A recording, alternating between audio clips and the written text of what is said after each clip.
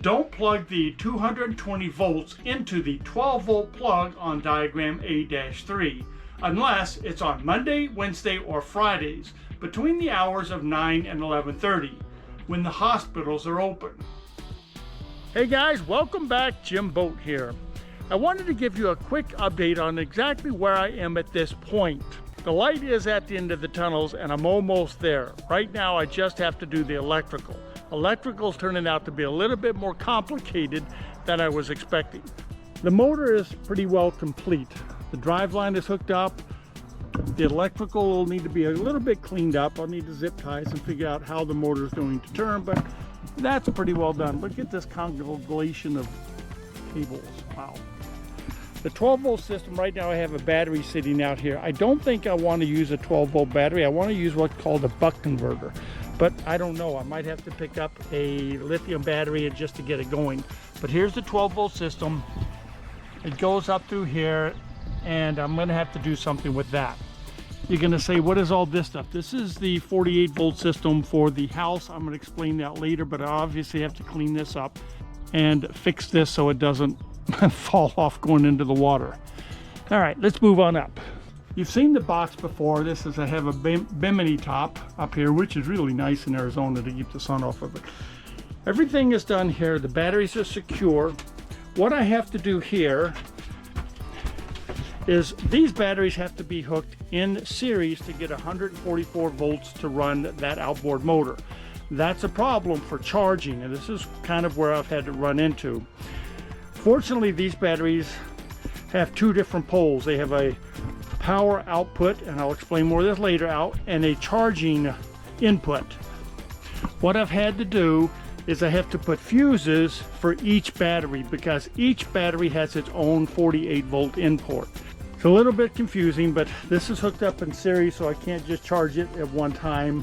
I have to charge each battery individually at 48 volts. So I have fuses right here, I've got bus bars, I've got to run the cables over here. I have to put two more of these cutoff switches for each battery in here. I have 5 solar panels on the roof. What I ended up doing is I had to break them into 2 runs. 3 solar panels will go to one battery, 2 solar panels will go to another battery. That leaves, I need to charge up the 3rd battery. I'll try to explain that in just a second. 2 strings of solar coming off the roof right here. And yes, I have them categorized here, but 5 solar panels. This one, it has 3 solar panels on it. This one has 2 solar panels. I have it running, 2 of them run into the house here. The other 2 are going to come into here, through the bottom, up into here and into one of the batteries. Oh my gosh, it is that confusing. So let's go inside now. All right, so on the inside, you can see where 2 of the solar panel wiring is coming through. That's just right here, okay? That'll be the 3 panels hooked together that's going to run through my solar charge controller. I'm going to put the solar charge controller up here on the wall. From the solar charge controller, I'm going to run this cable right here into the house electric. So this can provide 5 kilowatts to the power station up front. So after I mount this, I'll have PV in, I'll have AC in and AC out. The AC in I'm going to have, goodness, this is confusing. I will have my 30 amp plug over here, so when I plug into RV sites or a marina, I'll have this as AC coming in, going into here. Then I will have AC out going from here. That will run underneath the bathroom, and that will go into this power distribution panel over here. And as you can see, it's quite convoluted. Let's move on. There's the buck converter. The buck converter is a 48 volt buck converter, so it has to hook into something. Are you confused yet? I am totally confused. And then I have a 50 amp plug that I'm going to replace. 30 amp plug over here. No reason really to replace it, except if I go to an RV park, a marina that has 50 amp, I can charge up the battery quicker. So I'm going to replace that. I'll run all the cable through here. It should come up to here into the bottom of the inverter, which is a 5 kilowatt inverter. And lastly but not least, I have a surge suppressor right here that's going to go right here on the floor. If I plug into a marina, an RV site, and it is bad, that will catch it and not let me catch anything on fire.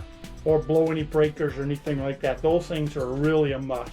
I'm very confused, one screw at a time. But wait, there's more.